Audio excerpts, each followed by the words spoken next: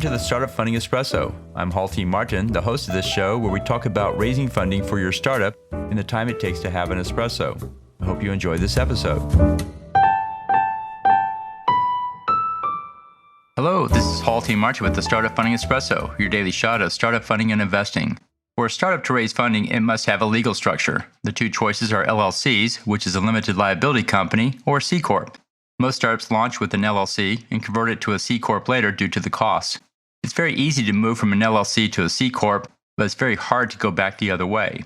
C-corps are taxed at the corporate level, while LLCs are a pass-through structure, allowing losses and profits to flow to the members. The Delaware C-corp is the venture capital standard.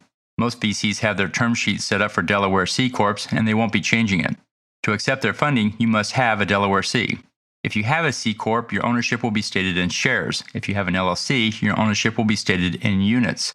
Upon exit, LLCs can be preferable to the owners as you can build up losses from the early days to reduce the tax burden upon selling the business. LLCs cannot take advantage of tax laws such as 1202, 1045, or 1244, which provide tax incentives to startups, but only if it's in a C-corp structure. Setting up boards and providing stock options are more difficult for LLCs than C-corps. Start with an LLC and convert to a C-corp when you raise institutional funding. Thank you for joining us for the Startup Funding Espresso, where we help startups and investors connect for funding. Let's go start up into the day. Halti Martin is the director of Investor Connect, which is a 501c3 nonprofit dedicated to the education of investors for early stage funding. All opinions expressed by Hall and podcast guests are solely their own opinions and do not reflect the opinions of Investor Connect. This podcast is for informational purposes only and should not be relied upon for the basis of investment decisions.